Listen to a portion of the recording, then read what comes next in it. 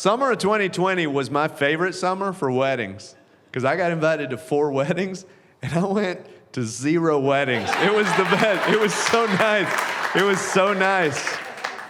Because weddings baffle me. They do. The last wedding I went to was my cousin's wedding, and it was a celebration of her life. And I've known her whole life. I'm not sure we should have been celebrating that, to be honest. I think if we had done it properly, it could have been an intervention for her life. She just walks down that middle aisle in her white dress. We're like, we're glad you came. Have a seat.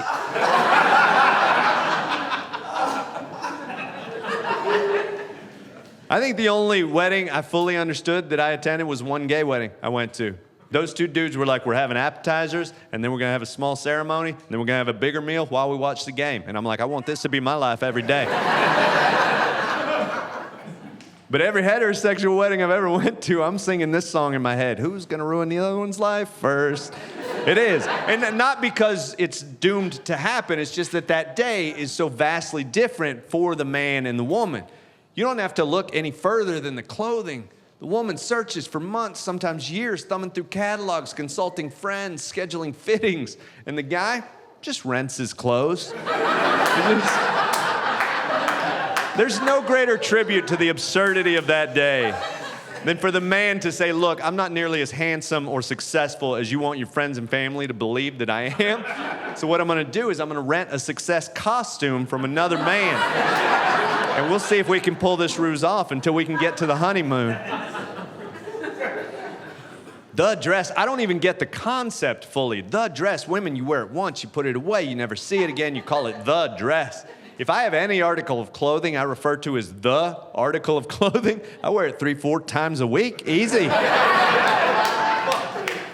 And I know I'll never fully understand it. I know I have to accept that society has told women that it's supposed to be this thing that tells a story of who she is and where she came from, and it's this portal to where she's going and how her life is supposed to turn out.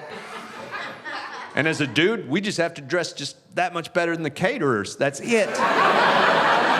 That's why men have no power on their wedding day. You don't deserve it.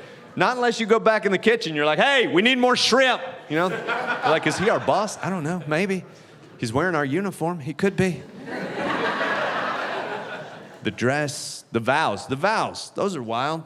Because we all know the words. We do, by rote memory. Last wedding I went to, I accidentally put my hand over my heart during the vows. We know the words. I'm an actor. If I know your lines, I'm judging your performance. I've been at some weddings where I'm like, this does not feel like he loves her at all. Can we get an understudy in there so she can have a decent day at least? We do. We know all the words, and they're all over the place. They really are. You know, like some of them I get, like for richer or for poorer. That's like, hey, we couldn't afford a prenup. Let's do a real quick one here at the altar. In sickness and in health, that's a tricky one because you think the sickness part is the hard part. If somebody gets sick, you stay with them, you're a hero. They'll do news stories. You play your cards right, you might meet Oprah. It's the health part that's tricky. You ever been with somebody who just suddenly got into vegan baking? That's a tough one. If you stay with that person, you're a martyr in my book. But the worst one of all of them, to have and to hold. That's the one. That's creepy. It's a creepy vow. If you don't believe me, if you're a single guy, try that as a pickup line at a bar. Just walk up to a woman and go, hey, I want to have you and hold you. It's not going to work out well at all. Best case scenario, that's a clingy guy without adequate heating. Worst case, that is an abduction. It is. I don't know. Maybe the fix is that we do something different, mix it up. Maybe, how about this? Each person brings one vow that nobody knows is coming. I think that would be fun. It would. And we don't know if the other person is going to agree to that vow. Yeah, now it's getting interesting, isn't it? And if they don't agree, they have to negotiate it right there at the altar. Maybe not romantic, but I'll tell you right now, we leave that wedding, we're going to know a lot better how that marriage is going to work out.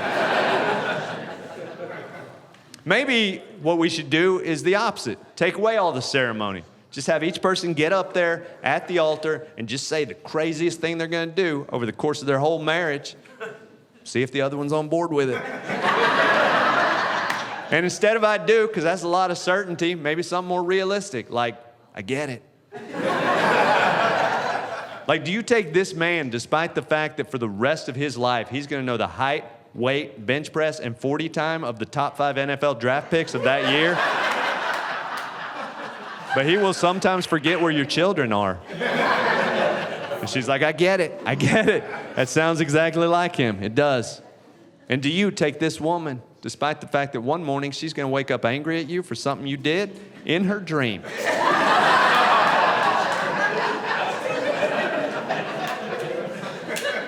And he's like, I get it. And like 17 other guys are like, I also get that. What's that about? I don't know. But those people get it. They should be together, right? And look, some people think I'm cynical about weddings. I'm not. I just don't understand. I just don't understand. And I don't think I'm equipped to. I haven't been since I was a little kid. And I think that because I was recently with my buddy when he was announcing to all his nieces and nephews that he was getting married. And as soon as he did it, all the nieces stand up. They're like, I want to be a flower girl. I want to be a flower girl. Then the nephew stood up. He's like, I want to be a wolf.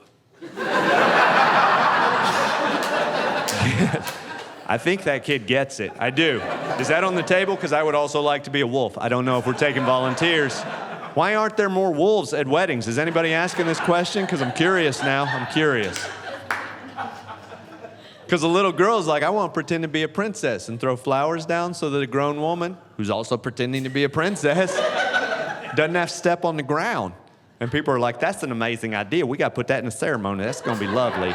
People going to talk about going home. Then a little boy's like, hey, I want to be a wolf. We're like, you stupid little boy, get a job.